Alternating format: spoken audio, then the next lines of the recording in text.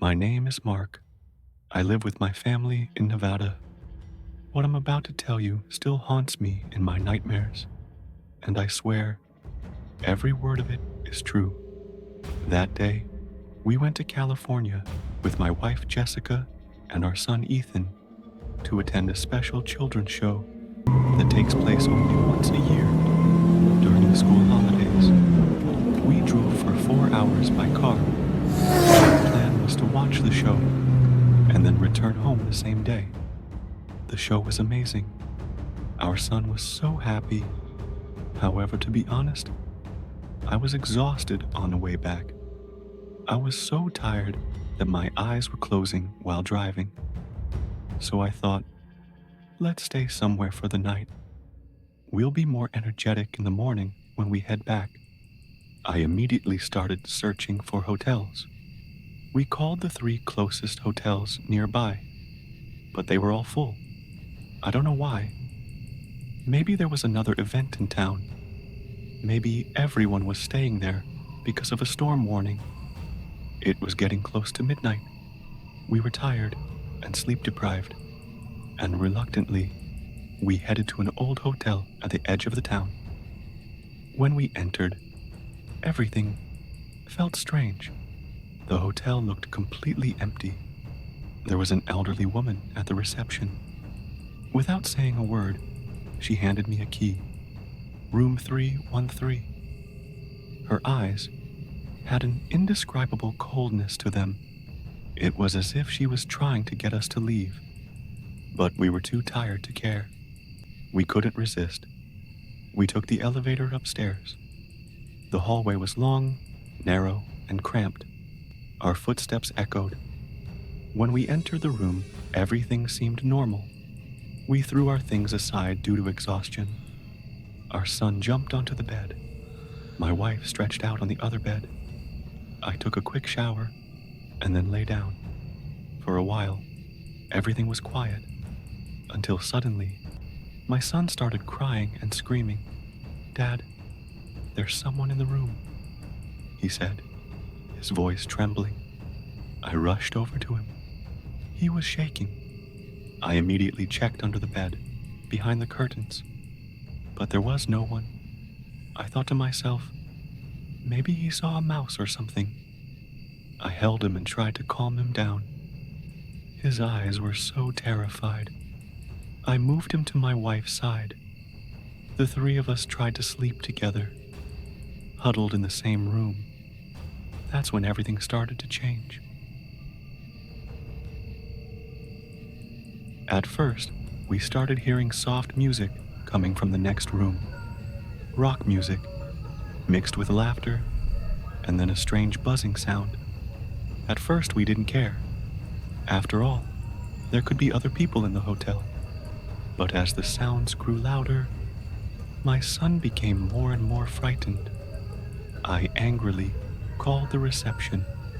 I explained the situation to the elderly woman. "There's a lot of noise coming from the room next door. Can you please do something about it?" She was silent for a moment. Then, in a cold voice, she said, "Calm down, sir. The adjacent rooms are empty. You are the only guests staying in the hotel tonight." A chill ran down my spine, but my son was trembling. I had to stay strong. Still, I couldn't resist and called again, asking them to send someone.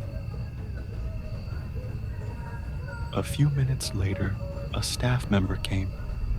He walked with me toward the neighboring room. The staff member approached the door. Just as he was about to knock, the music suddenly stopped. He opened the door. The room was dark, empty. The staff member just shrugged. "I understand you're tired. Maybe you're mistaking the sounds of the wind for music. This happens in old buildings," he said, and without looking me in the eye, he left. We went back to our room, but the music started again, this time at a lower volume. It felt like it was coming from inside our own room. Exhausted, we fell into a deep sleep. It was 5 a.m. The music suddenly blared, mixed with screams, laughter, distorted noises. In fear, I jumped up. My son was beside me, but my wife was gone from the bed. The door to the room was wide open. In a panic, we rushed outside, and then we saw her. She was walking barefoot in her pajamas, heading toward the forest behind the hotel. Slowly, as if she wasn't aware, I ran towards her. I grabbed her shoulder and shook her. "Jessica, what are you doing?" Her eyes were open, but they were empty. She didn't respond. She just kept walking. I shouted at her, and suddenly, she jolted. She looked at me and whispered, "Mark, where am I? Where are we?" I held onto her tightly, and I asked, "Where are you going? How did you leave the hotel and make it all the way here?" After a moment, she said, "In my sleep, the music from the next room called me to the forest. They said you and Ethan were here, so I came." At that point, I started getting scared. Our son was crying behind us. The only thing on my mind was, we needed to get out of there. We returned to the hotel. We tried to grab our things, but the reception was empty. No one was there, and the music, it was getting louder, coming up from upstairs toward the reception. It felt like it was calling us upstairs.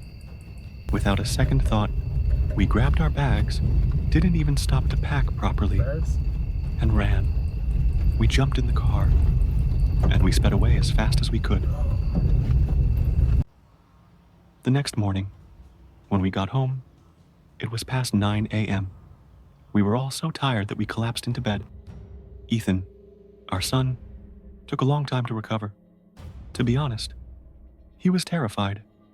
We decided to consult a psychologist and started a treatment process for him. My wife and I remained in shock for a few days. Even at home, the creaking of doors made us shiver. When we told people about our experience, no one believed us. They laughed at us. Some even said, "You've watched too many horror films." But the truth is, we really lived through that night. And believe me, if someone asked me to describe that night in one sentence, honestly, I wouldn't be able to find the words. That night, my mouth went dry. Luckily, over time, we managed to get back to our old lives.